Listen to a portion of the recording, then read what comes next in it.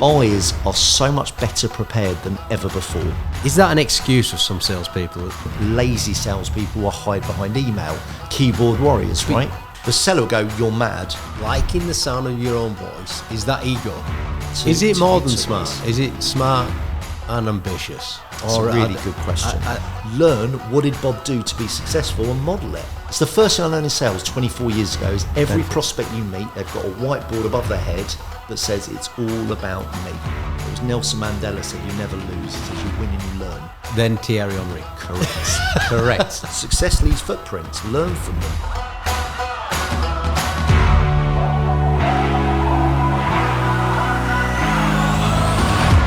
Can you teach an old dog new tricks? Well, evidently, yes, you can. This session is all about modern selling and influencing, and it just turns out there is a way to get hold of people. It turns out the referrals done this way is way better. Tony Morris, who is he? Well, he's a family man turned sales guru. He's from Hertfordshire, and he taught me loads. Now, can he do the same for you? Let's find out. Let's do this. All right, Tony, let's talk about sales and sales performance. So what's the biggest challenge that you see at the moment in sales? Biggest challenge is probably getting a hold of people. Is always been a challenge, and it's getting worse and worse. Why? Because people are hiding behind their social profiles now. I think, cold calling, they say cold calling is dead. I don't agree with that, but I do agree you need to warm the prospect up. In order to do that, you've got to know where they're based. Right. Because I believe we should put something in the post first. I like lumpy mail. But I've still got to get them on the phone. There are software out there like Lusher, Rocket Reach that normally scrapes data to get the mobile. But that's probably the biggest challenge, actually getting someone on the phone. Rocket Reach, Cognism. That's right. Yeah. So these tools are often pretty good, but getting hold of someone is still one of the biggest problems, because if you can't speak to them, you can't pitch them. All right, so getting hold of people is a big problem right now. Any other challenges in sales right now? So the way definitely things have changed. I think COVID has made things better in terms of you can now do more meetings, which is great. However, I still prefer face-to-face. I think most people do, to build real rapport. But I think, so that's a positive, that we can actually now have 10 meetings in a day rather than 3 or 4 face-to-face. But I think the other challenge is buyers are so much better prepared than ever before. They now say that buyers are 60% through the buying process by the time you first speak to them. So your knowledge has to be to another level to better educate them and add value. And I think, look, in a way it's a good thing, because salespeople now can't blag. They've actually got to be genuine professionals. You've got to have the skills now, hey? Yeah, you really do. Now it's about, now you're showing your value, your worth. So I think it's a positive thing, although some salespeople who have blagged in the past will find that a frustration. Any other challenges? Getting hold of people, buyers are more educated. Any other challenges right now? I think more players are in the market. So now, sometimes the competition. So your product might be seen as a commodity. So it's probably a little bit harder to differentiate yourself and how to articulate, your value proposition. Right. Obviously, that's something I teach and help people with, but that is difficult. So take ActionCOACH. There's a lot of other coaches, mentors out there. So why should someone invest X thousands of pounds with an ActionCOACH rather than all of the other competitors? Got it. Well, let's go over each of those. All right. So getting hold of people, how do we overcome that right now? I think you've got to think outside the box. So I think I like to find out where someone's based. That's quite easy online, to find out their address, office address, send them something in the post to warm them up. I think it's quite easy to get their email address, and I use BombBomb as my platform to do videos, which is pretty cool. So I send a video, so they're more receptive to a call. And then, like we touched on, I use either Cognism. I quite like Lusher. I think that seems to be the best tool, which scrapes data from LinkedIn Premium. And normally you get a mobile number. There is a little trick I teach actually to get a mobile, and it's a bit cheeky, but you phone up, let's say, either the PA or an influencer, and you say, look, James, hope you can help. I've got Tony Morris's mobile, but it's not connecting. Can I read the number I've got, and then you can help me? So you read out any number, and they often say it's totally the wrong number that you need, blah, blah, blah. And it's cheeky, but it works. Okay, got it. The truth is, I believe we're there to add value and to help people. So as long as I can have 2 minutes of someone's time to demonstrate where I can help them, they're grateful for my call anyway. Now, getting hold of people, so you've neatly shown us a way to overcome that. I'm just going to go the opposite way for a second. Yeah, please. Is that an excuse of some salespeople as Probably. well? Yeah, probably. And I mean it in the nicest of ways. Yeah. Because there's a reality there. It's actually tougher to get hold of people right now. Salespeople are lazy. So, basically they're lazy often. So you're absolutely right. They could be saying, I've tried. But then if they're managed properly, they're using a CRM, and we can track now how many times they've actually tried, who they've tried. And there's other techniques to find out other stakeholders. So if you can't get hold of one, you're likely to get hold of one of the stakeholders. All right, so the buyers are more educated then. How do we overcome that? Be more educated than them. You're the expert. So I think there's plenty of insights that can still be shared. So the buyers are more educated about what they're buying? Yes. Are you saying be more educated about them than their stuff? Both. About what they're consuming? Both. So definitely. So understand their company almost as well, if not better than them. Really understand the market. Research. So one of my biggest markets is property, real estate. And I trained over 350 estate agents. And people said to me, Tony, which agent did you start your career with? And I said, I've never been an agent. And they literally don't believe me. But I have studied real estate in the UK so well that I could, without being arrogant, go out and sell a property, right? But I know all the techniques because I've observed, I've practiced, I've developed models that have been rehearsed, rinsed and repeated, and they work. So when I go in with an agent, I can teach them very quickly how to triple their stock level, but I can equally help a buyer or a vendor or a seller. I can educate them on the market without even being an agent. And that builds immediate trust, credibility. They're more likely to work with me or the agent. You did mention on this point earlier on about differentiation. Yes. Are there any key little things that people need to start with on this, this competitive landscape? Yeah? Yes, there is. So a lot of people talk about a USP, right, unique selling point.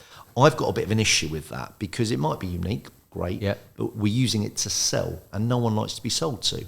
So so if you think about the selling point, that's serving us, not the customer. So I think it should be a UCB, a unique client benefit. So we need to truly understand what's vital to our buyers.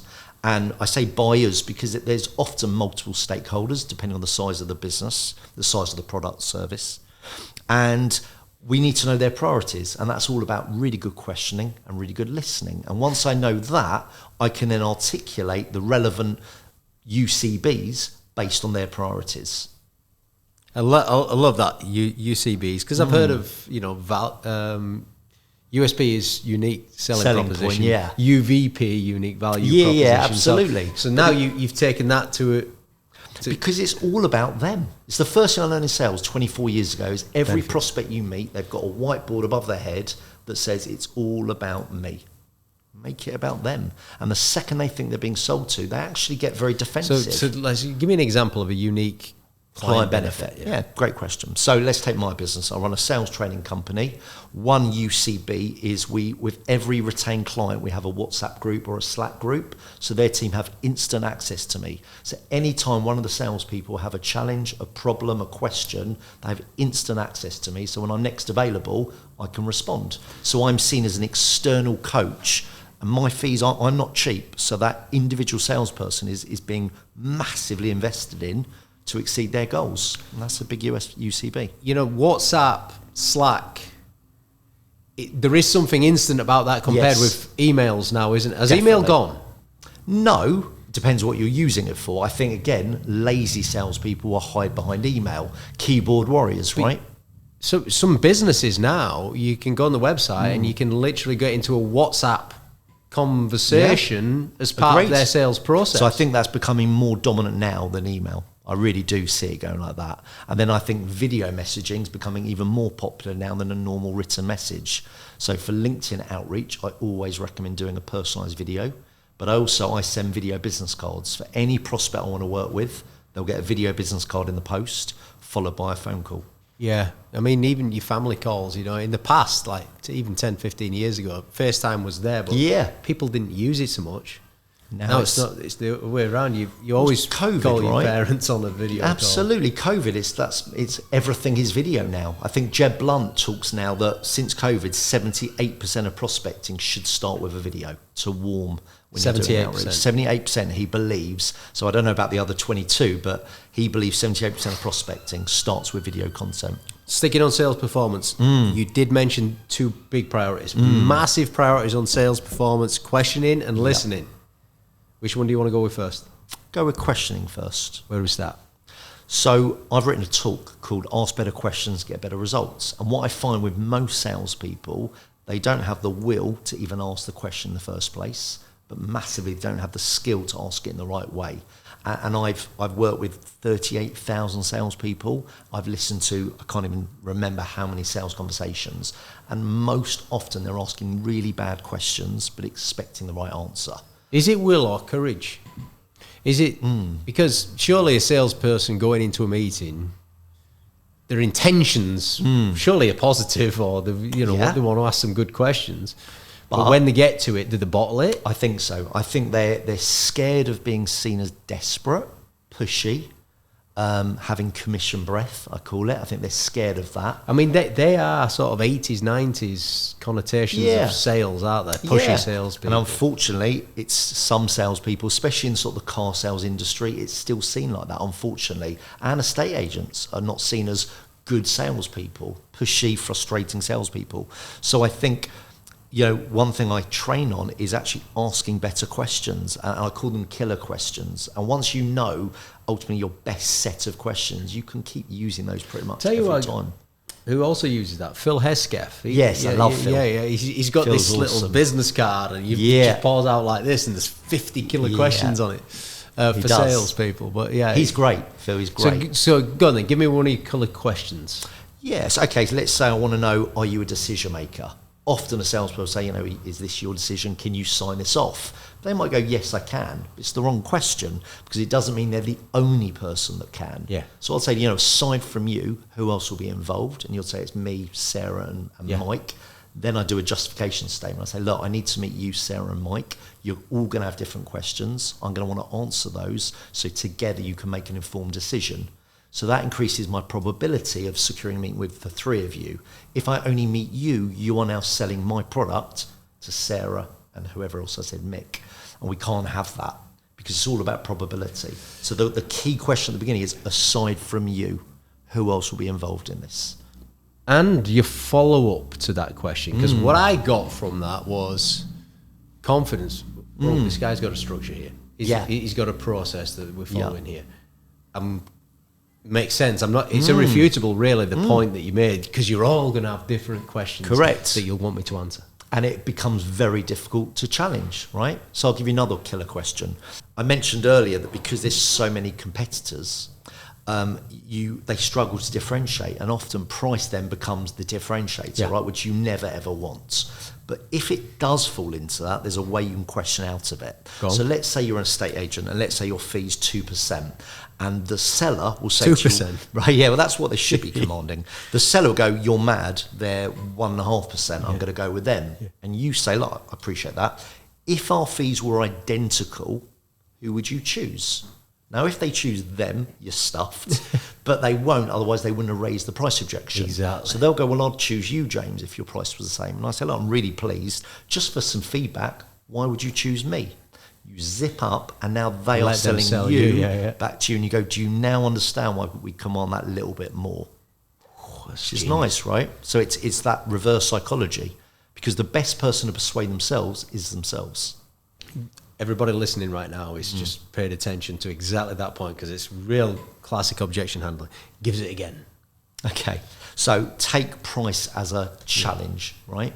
And this doesn't have to be real estate; it's anything. Yeah, but just give us that 1.5%. So my fees are £10,000. I'm being compared to Crap and Co, who are 7,000, right? And you say, "Look, I get that. Can I just ask, if price was identical, my fee was the same as Crap and Co, who would you choose?"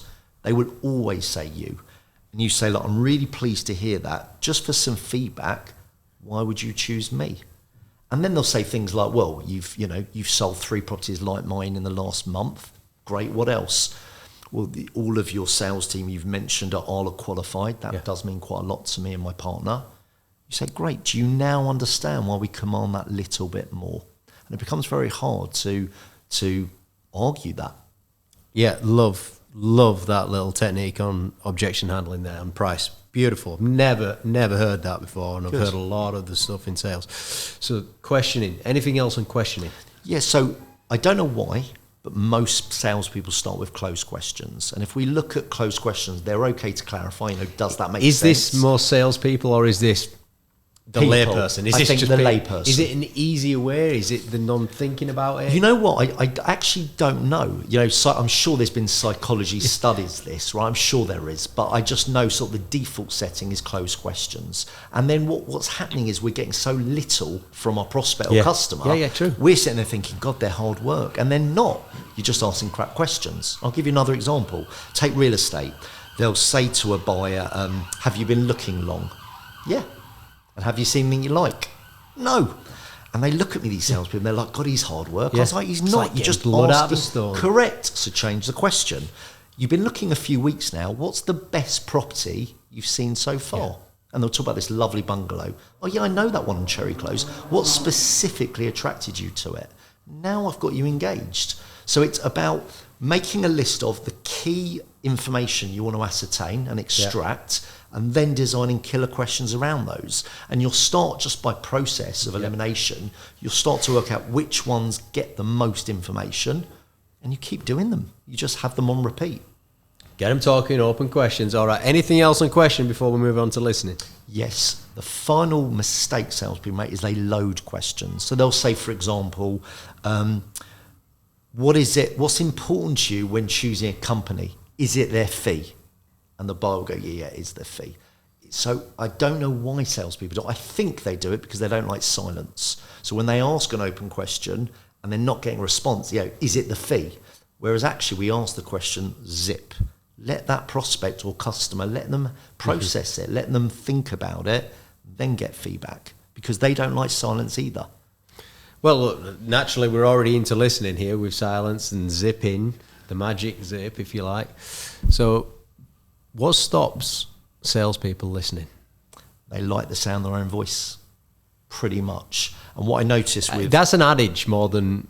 But they do. Belief, surely.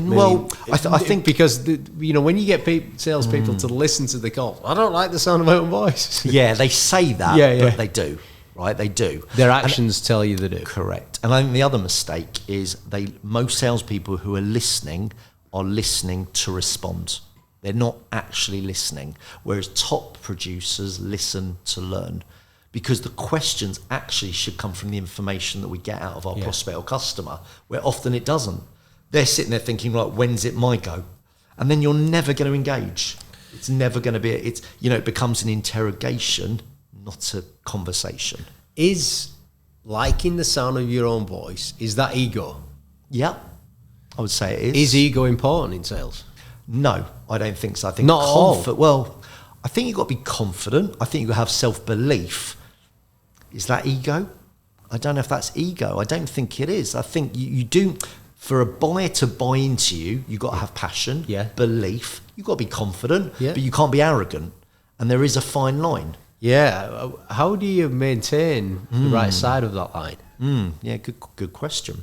How do you maintain? I think it's a gut feeling, and I think you have to gauge feedback from people, because people don't really like arrogant people. So you need to gauge. You're right. I don't think people in the UK especially like egos. Yeah. So I think therefore you need to sort of, if you are that sort of egotistical person and you're getting that sort of negative feedback, be it body language, IQs, whatever it might be, you're thinking, right, I've stepped over that line, I need to rein it in.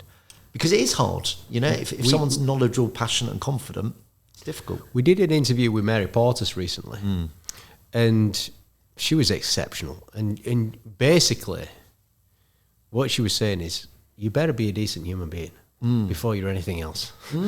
before you go into sales, you better have good values. You better Absolutely. be a decent human being. And, that passion, belief, confidence, the question I asked about staying the right side, that actually popped up. Well, you've got to be authentic. You've got to be real. You've got to be genuine. You've got to be transparent. And a lot of salespeople, unfortunately, I don't believe they are. And then what happens is they have commission breath and they become desperate. And that's Does that come with age, experience, wisdom? I think definitely age and experience helps. Yes, it does. And I think it's an inner confidence. Yeah, I think salespeople need to understand how they genuinely serve and help people. And when they know that, they should become very passionate about it. They should therefore be very confident in what they're saying and offering. And that's their personality, their real personality should shine through. Can anyone be a top salesperson? That's a really good question. Be mindful of this, and this before you choosing to forge your career forward. So can anyone be a good salesperson? As running a sales training company, I would say yes, they can. But I would also caveat that with it's easier for a certain type of person to go into sales. Easier. However, that person or group of people where it's easier for them, they still need training. They still need help. And what I noticed with the top 1%, they all have a coach. They've all got a mentor. They are all work in progress. Probably the top 1% in any walk of life. Yeah, agreed. So I remember I interviewed Art Subcheck. It was one of the first books I read on sales called Smart Calling. He's now in his 4th edition. He's amazing. He taught me that Art Subcheck. So he taught me the aside from you technique. Right, I read it from him. He's amazing. And I was interviewing him on my podcast and he said to me, Tony, no one graduates from the school of selling. I thought, I love that. And this is a guy who's been in sales 50 years. He's self-made multi-millionaire. It's so powerful, isn't it? But it's great, right? And it does. It makes you think he's got a really fair point. No one graduates, and those that think they have normally aren't that successful. Because what you're saying is, I don't want to get any better than I am, right? Let's move on to another area that you're really passionate about, which is productivity. What is productivity in sales? Where does it start, and how do I produce more and more? Productivity for me is about working smart. And if you look at any salesperson, we all have the same hours in the day, right? So time management doesn't exist because time is So I believe it's task management. So if you look at the best salespeople that are most productive, they just use their time smarter. And I'll give you a couple of examples. So any top producer, number one, when they're writing proposals, hopefully they've got a software so it's automated now, which I use Better Proposals. It's great. Quilla, yeah? Yeah. So it's the same one, isn't it? Same one. So that's the first thing. So you're making life easier so you can be more productive. The second thing is the time you're working on it should not be call time. Because I could do it at 7 a.m. when I'm on the train, where I can't make sales calls really at 7 a.m. It depends on time zone and also on the train bad service. Outside of prime selling times. Correct. The other thing is the pilot doesn't serve drinks on the plane. So salespeople should be delegating as much as they can apart from their superpower, which is selling. So a really true sales professional, their role should be prospecting for new business, referrals from existing business, attending meetings, be it virtual or face-to-face, and that's pretty much it. Maximize the time, 40 hours a week on that. Yeah. And I think, look, Jeb Blunt talks about time blocking, so you block, which I totally get, and he's got a do not disturb. I'm in prospecting, I love that, I've got that at my office door. But it's, I like power hours. Is that how it finishes? Do not disturb, I'm in... Yeah, so it's do not disturb. I think it's do not disturb, I'm prospecting. Something like that, which I love. And he talks about, just one more call, but it's something most salespeople don't do. It goes back to a lot of salespeople are lazy, unfortunately. They want the easy fix. I'll tell you, Anthony Steer said that in an interview I did with him. When you've just booked that meeting or you've just had that success, make 2 more calls as soon as possible. Definitely, he's right, because the momentum. Whereas most salespeople, I was with a client 2 weeks ago, Oh my God. And not even worse than that, I heard this one guy, Faz, he's a great sales guy, and he had a really good conversation. He didn't secure the meeting, great conversation. He put the phone down, he went, and he started walking around the office. I was like, mate, what the hell are you doing? He's like, oh, I want to share it. I was like, share what? You had a good conversation. Get back on the phone, you idiot. He's like, yeah, fair comment. So whereas the one, Ian, who's the most successful there, funny enough, doesn't do that. He's sitting there grafting and he's got his leads ready. So when he's doing his hour, he's not lead searching. He has his clear leads ready. He knows exactly what his goal is on every call and he's prepared for it. So you were saying the PST or prime selling time, do you do it in hour blocks? I think so, but purely from an energy perspective. How many a day? 4 a day. 2 morning, 2 afternoon. Yeah, I would say so. A little break in between. Little break in between to check emails, priority emails, also to prepare leads for that day. But in terms of when you're having a great call and then you've got to send an email with certain information, I'd highlight that and do that right at the end of the day. Yeah. I personally don't think you should be typing while you're on the phone. I suppose it depends the product you're selling, the market you're selling into. So you've got notes there and, during that day you put them onto whatever CRM you use. I use HubSpot. Yeah. So you do that, but again, out of call time. Pretty popular these days is HubSpot. Yeah, HubSpot's great. The app's great. It's easy. Anything else then around productivity? Task management being what you call it about. Yeah. So it's about. So I call it ROT, return on time. You've got to look at. There was an amazing story, an amazing book called "Will It Make the Boat Go Faster?" Yeah. Ben Hunt Davis, and I love it. That's what they had to say no to, yeah? Exactly that, right? And so the salespeople should be asking, "Will this earn me money?" Right? Will this earn me money? Because most salespeople, even the most experienced, are not going to be on more than probably 100k basic. Yeah, maybe a tiny bit more, but they're not retiring on their basic. And therefore, it's about the bonus, the commission scheme. And that's where they're going to make their money. That's where they're going to start to earn $1 million a year, and upwards. Super professional salespeople. But therefore, every task they're doing, they need to be questioning that. Is this adding value to my pipeline? I suppose, look, when you start talking those numbers that you mentioned, the 100 grand, the million a year, you start thinking about what can I delegate out here? Yeah. You start thinking about prospecting, referrals, attending meetings. I'm going to maximize my time on there. I'm going to do minimum amounts of that. And most salespeople, I say, why haven't you got a VA like a virtual assistant? And it's £20 an hour. I'm like, okay, so why haven't you got one? I don't want to spend. I said, okay, well, let's just look at that, right? Let's work out your hourly rate. When you work out your hourly rate is, say, £150 an hour, then why would you be doing a £20 an hour job when we just established that's your hourly rate? And then you say, can your VA make those sales calls? No. But can he or she type up those notes? Yes. There's your answer. So smart sales professionals will have a resource to delegate. And if they don't have the resource internally within their company, then they find it. With the likes of Upworks, Fiverr, there's enough skilled freelancers at your fingertips. Is it more than smart? Is it smart and ambitious? Well, you've got to have. Look, you have to have drive, and everyone's got different goals, right? Some people are very happy with a lifestyle business where they're very happy to earn 250 grand a year. They don't want more than that because for them, it's more important maybe to have outside of work time, which is great. It all depends what your drivers are. But I think if you're in sales, often you're motivated by making money and doing something with that money. Yeah. And therefore, to be successful, you've got to graft. It's never given to you. A lot of salespeople go, Bob, who's amazing, well, he's got the big accounts. But he's got big accounts for a reason. Either he's acquired them or he's been given them. And he's been given them because he's bloody good. That's why he's got them. So, stop being jealous. Just learn what did Bob do to be successful and model it. Success leaves footprints. Learn from them rather than bitch and moan of why is Bob so lucky. You did say that earlier on, actually. Listen to learn. I thought you were going to go with the pleased you were listening. I'm pleased you're listening. I thought you were going to go with the listen to understand piece there. But, learning's part of everything, especially in, sales. It's so cutthroat, isn't it?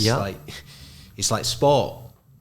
The feedback is given to you straight away. The result is the result. It's vital. Well, that's a really good point. So one thing I advise all my clients is when they win business, get feedback, and say, look, it's not for my ego. I want to learn. Why did you choose me? Or why did you choose my company? Zip.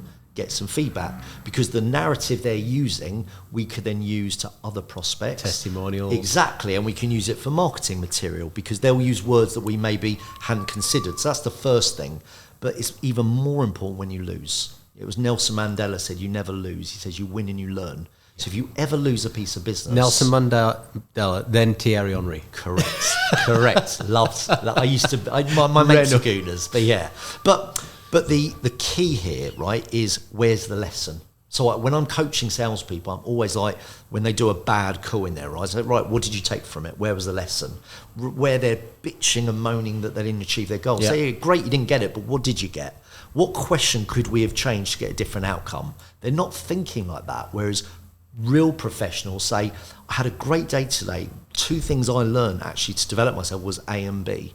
Whereas most salespeople say, shit day, made no appointments. So they're focusing on what they didn't get as opposed to what they did get. What if you're a business owner? Yep. And you own the business, but you're doing some marketing, you're doing some sales, you're doing a little bit of hiring over people as well. So this is a small business owner. What do they do? Because we've been talking like sales pros, assuming they've got 40 hours a week. Yep. What about business owner that's not got those 40? Yep. So they've got 3 options. Either they learn how to sell and sell, option 1. Option 2 is they recruit a good salesperson or then a sales team. Or 3, they outsource. So there's a lot of outsourced sales companies now. You've got to find the right one for your business, your product, your service, your market. But they're your options. I mean, I don't really sell now for my business. I'm the speaker for my company and I deliver some training. But, you know, my price point comes at a premium, so I have a team now of experts that deliver my brand, my methodology. You don't sell, but you're prepared to go in the hot seat, aren't you? You're prepared to do live sales calls. Yeah, so for me it's not, yes I am, but really I do it for a couple of reasons. I do it to demonstrate everything I teach, right? Because I have a methodology that I've created. I know it works because I've tried and tested it thousands of times. So I am prepared to stand in front of 1,000 people, make a live call to demonstrate everything that I've taught them. And I don't always win, right? I'm human, but if I don't get the right outcome, I'm able to understand where it went wrong, right? And it's often my fault, but I'm able to pinpoint the question I asked that was wrong, maybe a statement I made that was incorrect, you know, and to me, that's a big skill for a salesperson. It's not just doing it right, but when it doesn't go right, observing that and understanding that. Yeah, very good. Let's talk on referrals then. You've mentioned it a couple of times. Yeah. What's the secret to getting loads of referrals? Yeah, so there's 2. One is ask. Pretty basic. Ask. How do you ask? There's 2 ways in my experience. So if you've got I'll do it now with you, right? So you've been an Action Coach for nearly 10 years? Yeah. What's your role at Action Coach? I look after the coaches, so I make sure that the coaching is very high level for the clients that we're coaching. Perfect. So you know I run a sales training company, right? Predominantly I work with estate agents, financial services, but ultimately companies that sell, okay? Imagine you and me swap jobs.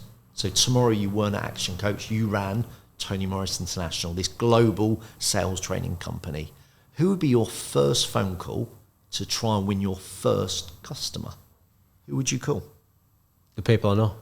Such as, give me an example, the first one that comes to mind that you would phone where they've got a sales team, they're either in the team, run the team, or run the business with the team. Who would be your first call? Action Coach. Okay, and where I am now.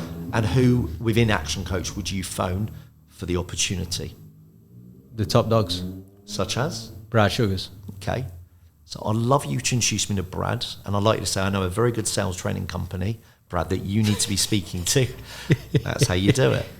So by saying if we swap jobs, you see the world through my lens. So, yeah. Real powerful story that, isn't it? And it works, but you've got to have the right rapport with someone. I knew I could get away with it with you. Yeah. Certain clients, different behaviour personas, maybe it's not right. So the first technique I really like is if we swap jobs, because people do, they're like, okay, that's clever, I'd phone blah, blah. Well, they've gone a creative journey like I just went on. Exactly, and we got to Brad Sugars, and we didn't realise where it was going. Even though I asked the question. You didn't, I did. Yeah, sneaky. Sneaky a little bit. Clever rather than sneaky. Fun. So the second way is if you feel that isn't right, it's called positive affirmation. So there's 3 steps to it. So the first thing you've got to get is positive feedback, because part of asking is the timing to ask. And I would recommend you ask when you've done something brilliant. So let's say you've helped a client and they're absolutely ecstatic and they phone you, James, you're a superstar, thank you so much. And I'll go, great, it's my job, I'm delighted. Can I ask, we've been working together now a good few weeks. Feedback's important. How have you found your experience? Now, they've just told you you're great, so they're going to say, well, you're amazing, blah, blah, blah, blah, blah. And you go, great, I'm really pleased. So look, James, most of my business actually comes from recommendations. With that in mind, who do you know? Friends, family, or previous work colleagues that I may be able to help? Who comes to mind first? Zip. Let them think about the 1,000 or so people they know. And then they're likely to arrive at someone. So you load it for them. Family, friends, previous work colleagues. But, salespeople should be even smarter than that. They should be on LinkedIn connecting with every customer, looking at their connections, finding out who in those connections really are on their hit list, people they'd love to serve. And then I'd say to you, James, I see you're connected with Brad Sugars. How do you and Brad know one another? Oh, well, he's my boss, blah, blah, blah. So I'd love to have a chat with Brad. And the reason I would is blah, blah, blah. Would you be so kind to introduce me? But the key is ask the damn question and choose the right time to ask the question. Asking time in positive affirmation as well, what you said there as well. That's part of the timing. Yeah, of course. But equally, schedule it. Look, what gets scheduled gets done. So Andy Bounds taught me that. He said, every Wednesday, I think he does it on a Wednesday at 8 a.m, he has a schedule to say, ask for a referral.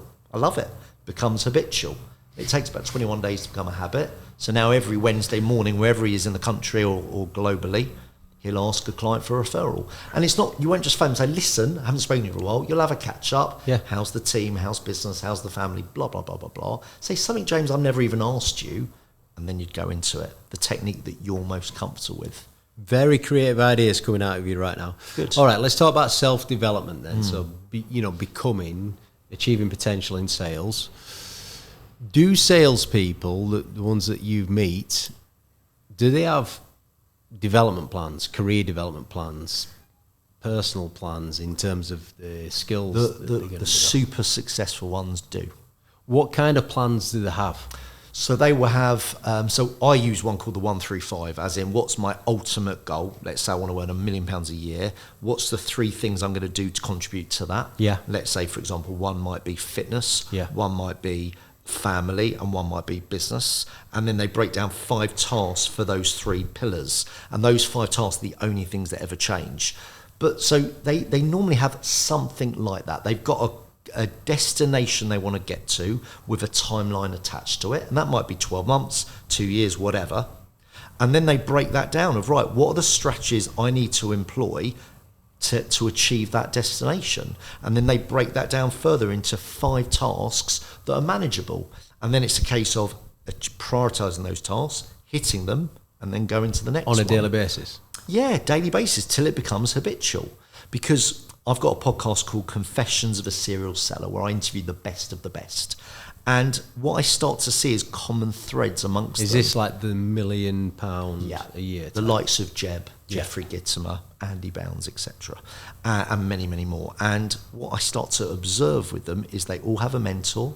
They all are into development, normally into fitness, normally into eating well.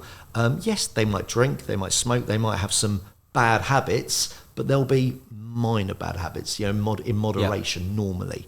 And it's no coincidence that all these top performers have more good habits than average performers. It's just not coincidence. So, when you start to model them and you understand what they read, what they digest, what they consume, you start to see similar results. So to go back to your question is, yes, salespeople do, but it is always the top 1%. There's some simplicity in that plan that you said. What's the one big thing? What are the 3 important areas? And what are the 5 key tasks? Under those 3 key pillars. So is that 15 tasks or is it 5?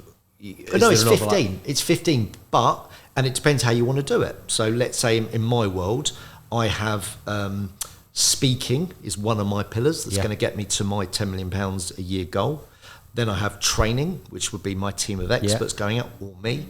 And then I have my e-learning solution. Now I have a university. It's like a monthly subscription. So they're my 3 pillars that's going to get me to my 10 million a year turnover. And every week, every month, I will review the 5 things I'm doing in each of them. So that's sort of more of a business plan. I then have ones for my relationship with my wife and my kids and my friends and family.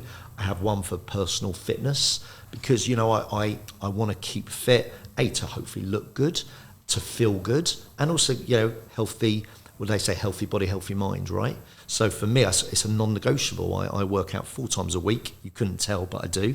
And I do it so I get into the right frame of mind. I meditate every morning. I listen to an audio book every night when I go to bed. I do all these things habitually now because I know it gets me into the best shape, mentally and physically. It's a really, really neat way, simple way of looking at a development plan there. Now, even if the business, if I'm employed as a salesperson, even if the business or organization doesn't have that kind of structure in place, I suppose you can have your own notebooks. Of course you can. Your own plan. So one I recommend, I call it my Success Bible. So I have 2. I've actually got 3. I've got a Success Bible, a Sales Bible, and a Speaking Bible. But let's take the Success Bible because a lot of salespeople are lone wolves, right? They work remotely, and that's great. And they're self-motivated because they're super successful, and they have strategies to do that. One of them is know what you want to achieve and have a plan to get there. Yep. That's the biggest strategy. But it can be quite a lonely place. And if I'm not massively into football, but the fact you said Thierry means you probably are, right? So if you look at any good football team, when the coach or manager goes to try and motivate them, they often do it in the trophy room, right? So they're surrounded by success. So for me, a Success Bible is like your personal trophy room. Nice. So anytime you have any success, it could be your best win, it could be your best testimonial, your best referral, your best lesson. So it's not a win, but it's a good lesson. All those things should go into your Success Bible. So when you're having a crap day, crap week, bad month, you look back at it just to remind you are pretty damn good. And it's that pick me up that we all need. It's important to keep up to date with that. You have to. Do you do it when the win comes, or do you do it habitually, like the end of every week? What have been my big successes? For me, it's when it happens. So yesterday, I got called by Wiley that my book's now gone to print. And that was like, tick. I've wanted to be a Wiley publisher for quite a few years. I got the goal. Well done. It's a nice tick. Yeah, thank you. So that went straight into the Success Bible. I do it for personal as well. My son, he's 15 now, but when, fingers crossed, he passes his driving test, that'll be a success. So it's not just about me. It could be, we're doing housework at the moment and we're getting some nice things. They're successes, whatever that might look like. Just celebrate my mum's 70th. We put on a massive 70th for her. That was success because she was delighted, and that's key. Got a number of quick fire questions. Please, that's all right. Go for it. What's your favourite book? So hard. As in sales book or any book? One sales, one of all time. Sales book, probably Sumo. Shut up and move on. Yeah, love that book. For book of all time, that's really hard. It's a thriller I read called The Day After Tomorrow, and it was, I can't remember the author. It was nothing to do with the film The Day After Tomorrow, but it was about a sort of a cat and mouse around Paris, and it was up to the last 2 words in the book where you were like, oh, so it was edge of the seat through the whole thing, and the last 2 words you were blown away. So for me, it gives me goosebumps just thinking of that book. So it has to be that book for personal. And Sumo, I think it's got to be up there. Shut up and move on, yeah. Love it. Yeah, look, Paul McGee, amazing. Yeah. Favourite movie? So hard, but Pursuit of Happiness. I love a true story. I love an inspiring story. And for me, Chris Gardner, wow, what a story. I read the book. Again, it gives me goosebumps just thinking about it. It's very emotional as a father, the scene where he's with his son in the toilet. But to show what's possible to go from homeless to a multimillionaire, wow. His beliefs, his value system, you can't beat that. Definitely a feel-good movie. The best. I've seen it 20 times. Favourite movie? Not movie, favourite music. I'm not madly into my music, but probably The Unforgiven by Metallica. Always love that song. Yeah, so my music taste hasn't really changed. Well, I say it hasn't changed. I love Adele now. And that, she wasn't around when I was 20, really into my music. But I still like Counting Crows, that sort of music. Still listen to that, but I'm not mad into my music. If you could have one superpower, what would it be? It's got to be flying. I mean, Superman, what a ledge. Yeah, it'd have to be flying. You can't beat that. Although I'm a bit scared of heights, so to be honest with you, I'd fly at maybe 12 foot. Superman or Iron Man, they both fly. Superman. Always love Superman. Yeah. I'll join you. I'll be Iron Man next year. Done, mate, done. And I remember I actually saw Superman being filmed in Boreham Wood. So Boreham Wood's got Elstree Studios. And I remember I was a kid and my dad took me, and I was so scared because there was like 23 Supermen walking around. I was like, what is going on? And there were extras. But as a kid, I didn't have a clue what that was. So just men in red pants walking around everywhere. It was cool. It was a nice memory. Extras or stunt people? Or yeah, one or the other, both. Favourite holiday destination? It's got to be actually the most recent, South Africa. We had Where did you 2 go? weeks.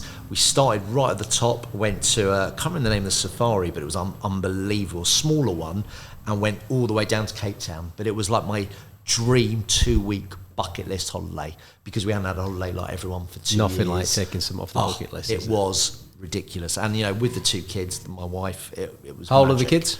15 and 12. Are they into sales? Funny enough, Harry is the 15-year-old. We're actually writing a book together called Selling Through the Eyes of a Child. So I basically explain sales to him, and he explains it back from his lens. But to be honest with you, trying to get him to write it is a nightmare. I reckon by the time we publish it, it'll be like selling through the eyes of a granddad, to be honest. But he's enjoying it, and he wants to do what I do. So yeah, that's the plan. Early bird or night owl? Early bird. Yeah. How early? Well, I get up at 5:30 every morning to work out. So, again, non-negotiable. Do that 4 times a week because I just prefer it. I think it's a nice start to the day. But I also work late as well, which I also quite like. I'll be with the wife, watch some TV. She goes to bed, kids are in bed.